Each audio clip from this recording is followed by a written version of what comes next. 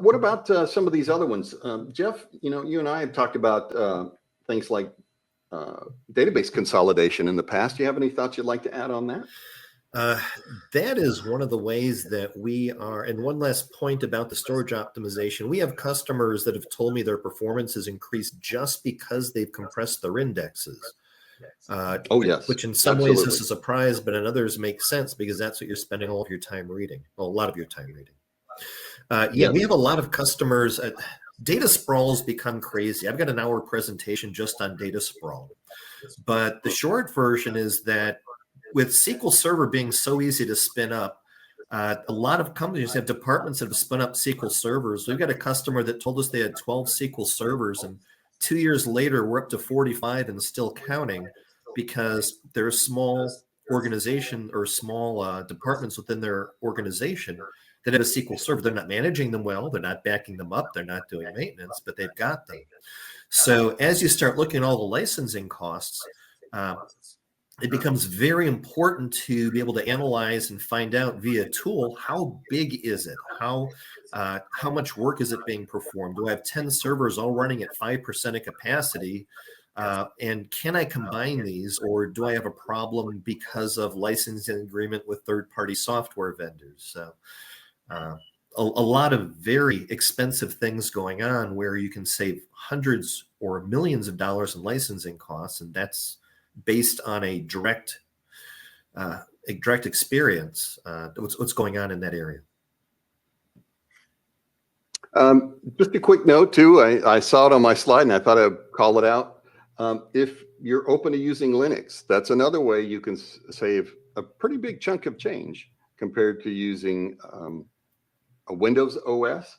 And although they don't preach it very much, Linux actually performs about 5 to 7% faster than Windows OS. I'm sorry, Windows Server. There is a version of Windows called Windows Core Server that doesn't have UIs, and its performance is comparable to Linux.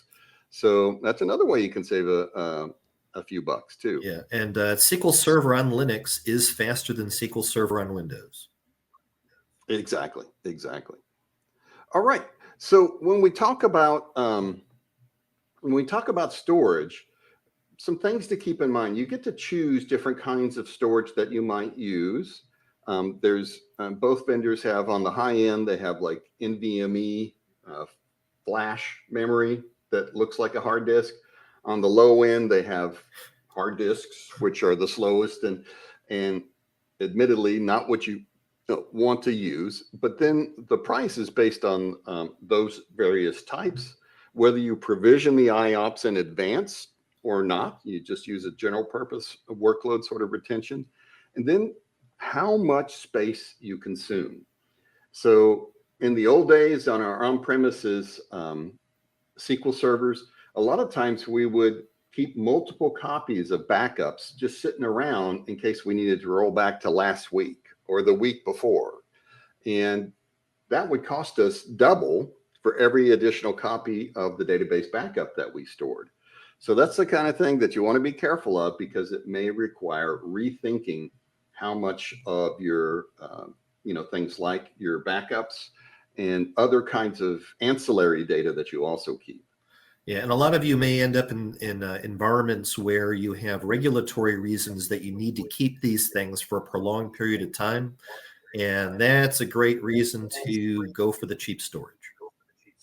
Right. For example, on AWS, they have S3 cold storage, Glacier cold storage. And it has some restrictions, like you're only going to call that data up once or twice a year. If you call it up frequently, then you pay more. But if you only call it up to say 3 or 4 times in a year, it's dirt cheap.